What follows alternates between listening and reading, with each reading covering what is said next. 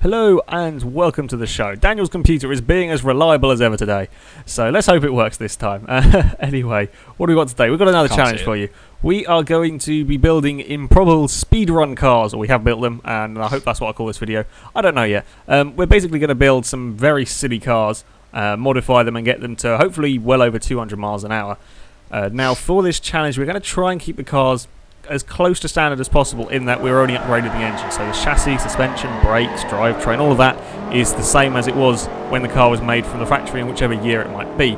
These were the first two contenders, and we're having one of the most unlikely drag races sort of in history. I'm driving the Jaguar XK120 SE and Daniel is driving the Ford KA. I'm driving a Ford Cat. Yeah. Two totally different cars. It's sort of a ridiculous sight. The Jaguar here in question has got 800 horsepower. It has the engine from an XFR. Is very, very fast. It's doing about 212, I think, was the highest speed it got to, which is phenomenally quick. Your Cat, even with the aid of slipstream, wasn't quite as fast, but still broke 200. Yeah, mine did 200. I think it was 202 or 203. Mine had about 530 odd horsepower, which isn't too bad for a car that weighs like nothing. So I was quite impressed with that, actually. Like I said, we just upgraded the engine, no chassis changes or anything like that. You know, no roll cage. It was just boxed up. I may have had a little sort of off here. It's going. Yeah, that's spun. And 1, 2, I don't know, 3 something, 4, and some lovely pirouetting there from the car. It's fine, but yeah, it's had more. You know, just gloss over that. Are you quite finished crashing? Yeah, I'm fine. I'll just sit here. You know, probably safer. Yes, just safer I have to say, in the middle of the road. The Jaguar is actually not quite as improbable speedrun car as you would expect, as you would guess. It did hold the land speed record for like production cars very, very long time ago. I think it was 120 or something at the time. You have a Pinto now. I've got a Pinto, yes. Look out! This is, oh brakes my god. Yeah, sorry, my car's got no brakes. I do apologise. What? What just happened? I went for a corner and it didn't really turn and didn't really stop. It's very good. What have you bought? You bought a is that purple or brown? I can't tell. My screen is so bad. Purpley browny, horrible coloured Ford Deluxe. Yeah, so I brought a Ford Pinto, and obviously this car is rear-wheel drive standard, and I put the engine from a Mustang, and I got roughly 837 brake, and roughly the same amount in torque, about 780 pounds-feet of torque. This is in an A class, and this was the first run I did with a standard gearbox, and I got up and I thought, this is incredibly short, and it kept bouncing off the limiter about 170. Yeah, so while you went off to sort out your gearbox, I was going to have a go with the Ford Deluxe Coupe. This has the engine from a Shelby GT500, which means it has 925 horsepower. This is the most powerful car that we had there, and that is all in a chassis that was from the 1940s.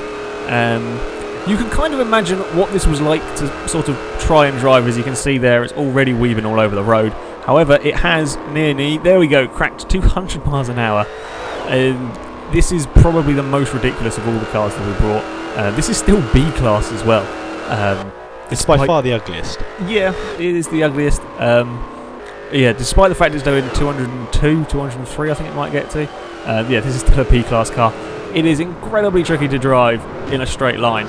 It doesn't like it. It's sort of weaving all over the place. However, it did manage to crack the 200 mark, which I'm pretty pleased with. Yeah, this was a different story. How should we put it lightly? That's the nicest phrase I can use for this car. How it wasn't a straight line. Well, I say going in a straight line. It didn't really. I mean, the telemetry. If you'd have seen the telemetry, it's just you see the steering wheel and it's just constantly moving. Look at that. You know, power sliding here. And there's a wall. Yeah, I may have hit the wall, but you know. Yeah, it was just impossible to drive. Should be the easiest thing. Go in a straight line. But The Pinto just didn't. It's not by far. I tried to go out here. I tried to go down here flat out, and I may have clipped the wall. It's not by a lot though. I got minor damage. So my third car is this. It is a Mercedes Gullwing, which is helpfully now going out of shot. Come on, camera, please change, please change. There we go. It's a Mercedes Gullwing. This has the engine from an SLK. So yeah, it's quite powerful. 725 horsepower. It's actually the least powerful of all the cars that I bought. However, this is another one of the sort of previous record holders for production cars. This one here, though, that I have will do 215 miles an hour. That is very, very fast in a car that's relatively old. No upgrades to any of the chassis, no suspension, no brakes, nothing. And it's actually going really quite well in a straight line. Look at that. It's not going sideways. There's not having to fight it constantly. And it was the fastest car that either of us had here. And I have to say, it's a really nice car. I thoroughly enjoyed driving this one. I'm not sure about the colour. I just like to pick silly colours. And this is quite a bad colour for this car. And I may have scraped the wall a little bit. Wow, that's some damage there. Yeah, may have slightly damaged a £1 million car. But never mind, it's all good. And we got back to the Pinto with its crashing. We have more footage, yeah. I got annoyed and then decided to do... I tried to do a run going the other way, and it turned out pretty much to be worse. This is this is after about 180 it just starts snaking. And yeah, this is literally...